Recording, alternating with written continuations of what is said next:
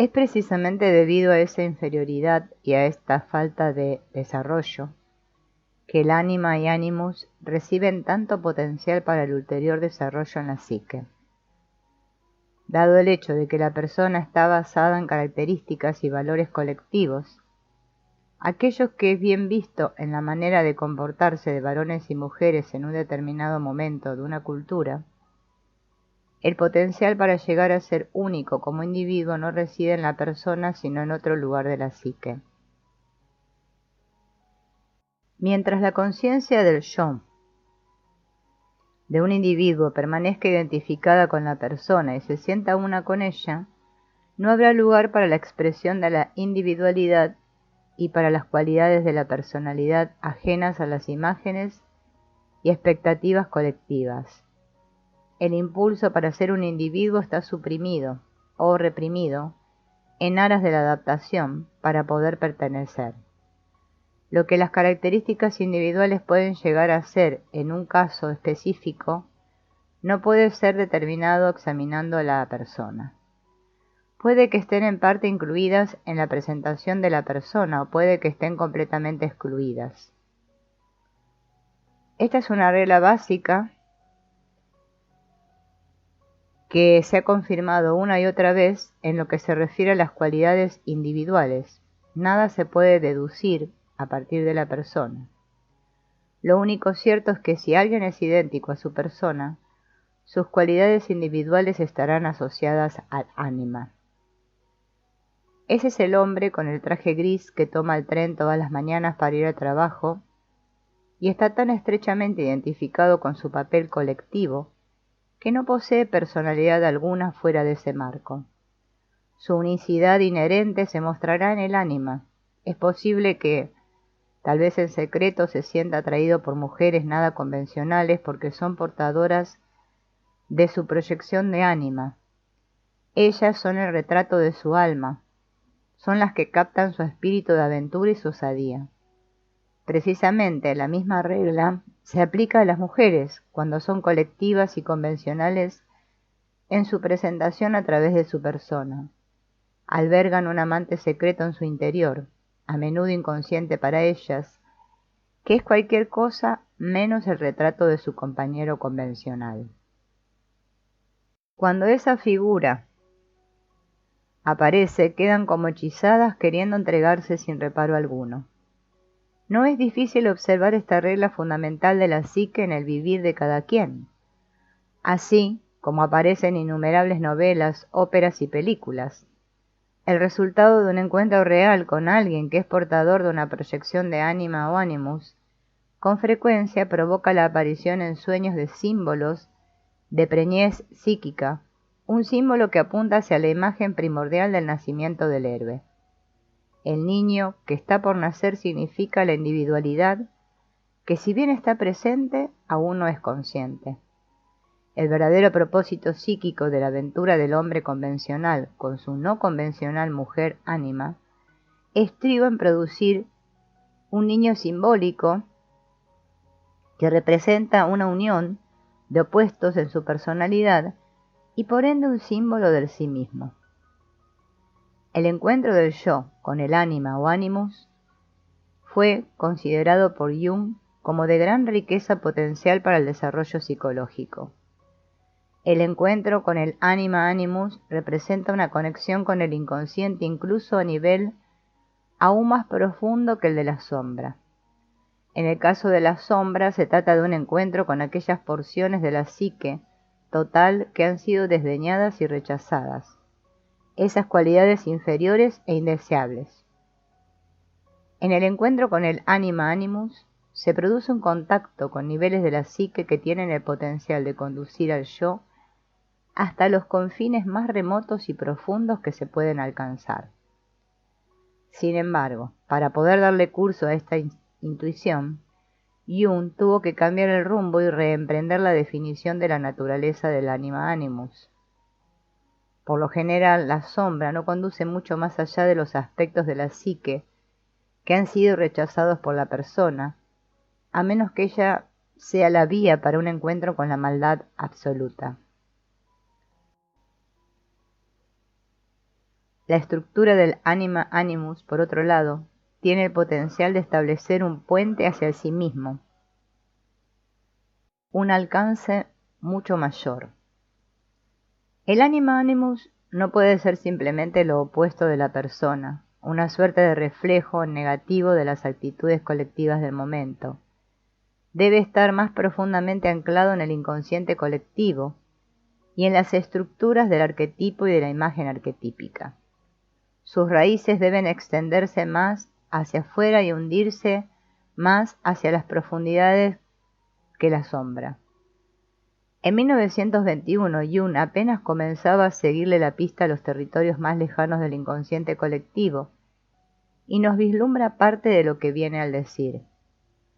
De igual modo que la persona, en cuanto a expresión de la adaptación al ambiente, está por lo general influida y conformada por éste, así también el ánima está fuertemente determinada por el inconsciente y sus cualidades.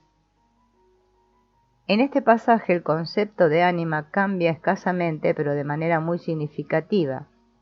En lugar de ser simplemente el complemento de la persona, y por ende estar considerablemente moldeada y coloreada por lo que se encuentra en la persona, el ánima ahora parece moldeada por el inconsciente y sus cualidades.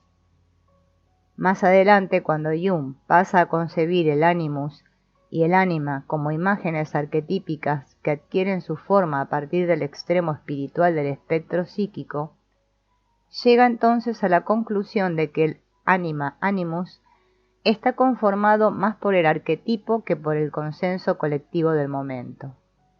El ánima y el animus habrán de devenir formas perdurables de la psique, fuerzas que dan forma a la psique a la vez que la psique les da forma a ellas, elementos dinámicos que pueden quebrar las formas culturales e imponer sus propios proyectos a un yo sorprendido y a veces poco dispuesto a aceptarlos.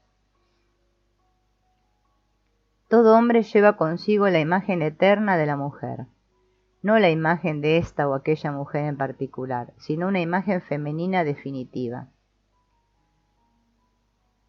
Esa es la definición de ánima que se ha vuelto más o menos la norma de referencia en psicología analítica. En esta frase Jung está apuntando a la naturaleza arquetípica del anima animus y ha dejado de lado la forma en que esta actitud interna resulta complementaria de la persona. En el texto continúa diciendo que se trata de un factor hereditario de origen primordial y propone una imagen de la mujer tal como se le aparece al hombre y no tal como es en sí misma. Asimismo, el animus es la imagen interior que tiene la mujer de la personalidad masculina. Las imágenes, pensamientos y consideraciones generadas por estas estructuras internas se encuentran en la base de todas las confusiones y ofuscaciones entre hombres y mujeres. No se entienden los unos con las otras porque con demasiada frecuencia se relacionan con imágenes del otro sexo y no con gente real. Resulta evidente cómo estas estructuras internas pueden distorsionar la realidad, provocando malentendidos entre individuos que pueden ser bastante racionales y de buenas intenciones. Las imágenes masculinas y femeninas albergadas en el inconsciente de cada género, sexo, son primordiales y relativamente inalterables por las circunstancias históricas y culturales. Se acercan a imágenes permanentemente estables que repiten sus retratos en las psiques humanas individuales de generación en generación. Lo que confundió a Platón y a Sócrates con respecto a las mujeres es la misma imagen de ánima que constituye un peligro latente para los hombres de hoy en día. Asimismo, las expectativas y añoranzas que llenaban el corazón de María Magdalena siguen infiltrándose en la conciencia de las mujeres modernas, a pesar de las enormes distancias culturales y sociales que las separan. El anima, animus, es la gran creadora de ilusión que produce risas entre dientes para los aburridos y corazones rotos para los ingenuos. El factor de proyección por excelencia es el ánima o el inconsciente representado por ella, escribe Jung en 1950, desde la perspectiva de su avanzada edad en Aion, obra en la cual trata una vez más de ofrecer una definición de este elusivo factor interno. Jung siempre planteó que las proyecciones eran creadas por el inconsciente y no por el yo. No somos responsables de nuestras proyecciones, pero sí somos responsables de tomar conciencia de ellas, retirarlas y analizarlas. Las proyecciones ocurren espontáneamente y crean una visión del mundo y de la realidad que está basada en imágenes y estructuras inconscientes, en lugar de estar basadas en percepciones comprobadas de la realidad. Ahora Jung ubica el origen de todas las proyecciones en el anima animus, resaltando así la naturaleza dinámica de este factor psíquico. Todos estamos constantemente proyectando, y nuestra visión del mundo, de la vida, de otras personas y de la manera en que se construye el mundo está en gran parte constituida por contenidos inconscientes que son proyectados al entorno y luego tomados por verdades absolutas. El anima animus es como Maya, la diosa de la India que crea mundos ilusorios. Y el yo termina habitando en un mundo constituido en gran parte por proyecciones. Jung aprendió esto en un primer momento, no a través del estudio de las religiones orientales, sino por su experiencia personal y directa como psiquiatra y analista. Es sorprendente darse cuenta de cuán distorsionado puede ser el punto de vista de algunas personas, y es igualmente asombroso ver cómo todos nosotros creemos plenamente en nuestra visión de las cosas, aun cuando encontremos en ellas serios fallos. No es frecuente que cuestionemos los postulados básicos. La imagen del anima animus, basada en las estructuras arquetípicas subyacentes en la psique, adquiere una forma particular al ser filtrada por el sistema psíquico y percibida por la conciencia del yo. Si la imagen de la sombra infunde miedo y espanto, la imagen del anima animus suele traer consigo excitación y estimula el deseo de unión, genera atracción. Allí donde se encuentra el anima animus es donde queremos estar. Queremos ser parte de eso, queremos incluirnos, si no somos demasiado tímidos o temerosos de la aventura. La carga carismática que electriza a un público cuando cae bajo el encanto de un gran orador, convoca al anima animus y constela su presencia. El público quiere creer y los individuos responden al toque de clarín que llama a la acción.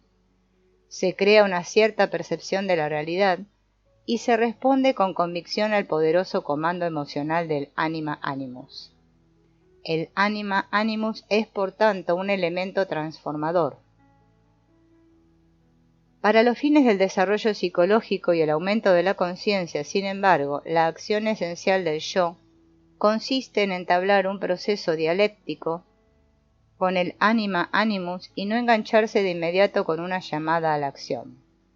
Este proceso de diálogo y confrontación, Jung los llamó Auseinandersetzung, la palabra alemana que significa literalmente separar algo en pedazos, y que hace referencia al proceso que se desarrolla cuando dos personas entablan con firmeza un diálogo o una negociación sin que ninguno de los dos huya ante la confrontación.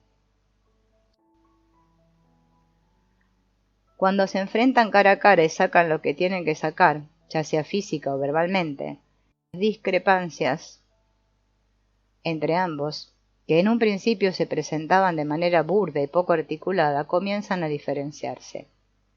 Se trazan líneas, se hacen distinciones y eventualmente se logra la claridad. Lo que comenzó como una confrontación altamente emocional se va transformando en una relación consciente entre dos personalidades muy diferentes. Tal vez se alcance un acuerdo, se defina y se firma un contrato. Lo mismo ocurre en el encuentro entre el yo y el anima animus. Ese es el trabajo de hacer conciencia, de percatarse de las proyecciones, de desafiar nuestras más románticas y resguardadas ilusiones. Emprender separar algo en pedazos con el anima animus equivale a desarmar el mundo ilusorio de la fantasía inconsciente. Es también darse permiso de experimentar más profundamente los altibajos del propio universo mental, las suposiciones inconscientes que nos mantienen hambrientos cuando ya estamos sobrealimentados, que nos mantienen deseosos cuando ya deberíamos estar satisfechos, que nos llevan a repetir una y otra vez aquellos patrones emocionalmente sobrecargados y sometidos a las férreas cadenas de las secuencias estímulo-respuesta.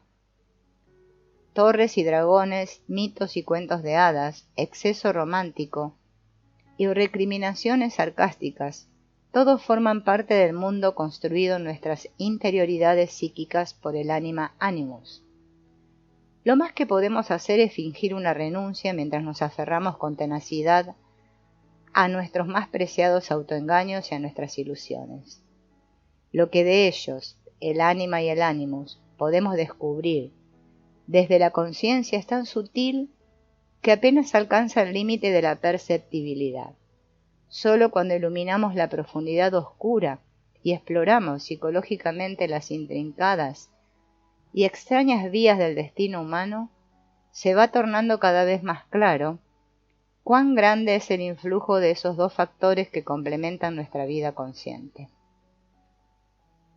Es probable que esta sea una respuesta a Freud, quien sostenía que el carácter era el destino del hombre. A la manera de ver de Jung, el hado es el anima animus. Somos conducidos hacia nuestro destino por imágenes de poderes arquetípicos que en buen grado superan nuestro conocimiento consciente o nuestra voluntad. En Aion, que puede ser considerado como el texto fundamental sobre el anima animus en la obra de Jung, también reconoce la cualidad central de la relación en el proceso de traer a la conciencia este territorio oculto de nuestra psique. Quisiera destacar, escribe, que la sombra solo puede ser asequible por medio de una relación de enfrentamiento con otro, y el animus o el ánima solo pueden serlo en relación con una pareja del sexo opuesto, pues solo entonces operan sus proyecciones. Puede ser necesario revisar este punto a la luz de los desarrollos contemporáneos de la identidad sexual, donde hemos visto que algunas veces las imágenes del anima animus recaen sobre personas del mismo sexo. Sin embargo, el asunto es que estos desarrollos de la conciencia se hacen posibles en las relaciones emocionales. El hacer conciencia no es un proyecto que se lleva a cabo en el aislamiento, aun cuando requiera de mucha introspección para que alcance su pleno florecimiento. Pero la experiencia debe preceder el discernimiento. La sombra se experimenta mediante la proyección sobre alguien que captura aquellas características del inconsciente personal. De manera similar, el anima animus es capturada por una proyección sobre una persona que posee en buena medida sus características y rasgos, una persona que puede evocar la respuesta de este sector del inconsciente. Cuando esto ocurre, continúa diciendo Jung, la constelación psíquica es tal que tres figuras se tornan relevantes. Con el reconocimiento del ánima surge en el varón una tríada en la que uno es trascendente, a saber, el sujeto masculino, el opuesto sujeto femenino y el ánima trascendente. En la mujer ocurre de modo análogo con las correspondencias invertidas. Esto implica un considerable nivel de conciencia, ya que por lo general el portador de la proyección y la proyección están amalgamados, es decir, que el anima animus y el otro sujeto parecen ser uno. En estas líneas Jung introduce un cierto grado de separación, hasta tal punto que se da 1. Un yo consciente con su propia subjetividad personal. 2. Otra persona, la pareja, con su propio yo y subjetividad personal. Y 3. La imagen arquetípica del anima animus. Esta tríada, nos dice Jung, se completa con una cuarta figura, el viejo sabio en el caso del hombre y la madre tónica en la mujer. El anima animus y las figuras de la sabiduría son trascendentes en el sentido de que pertenecen esencialmente al inconsciente y se originan en el ámbito del espíritu, mientras el yo y la pareja son las personas conscientes involucradas en la relación emocional que ha estimulado esta constelación. En presencia de este cuaternario, encontramos la experiencia luminosa de sí mismo como una relación, a condición de que haya suficiente conciencia como para ver la diferencia entre las características humanas y las arquetípicas de la situación de amor y atracción. La oportunidad está dada para que ocurra una vivencia plena de sí mismo. Lo que complica las cosas es que esta experiencia del anima animus en proyección sucede en diversas etapas de maduración psicológica de los individuos.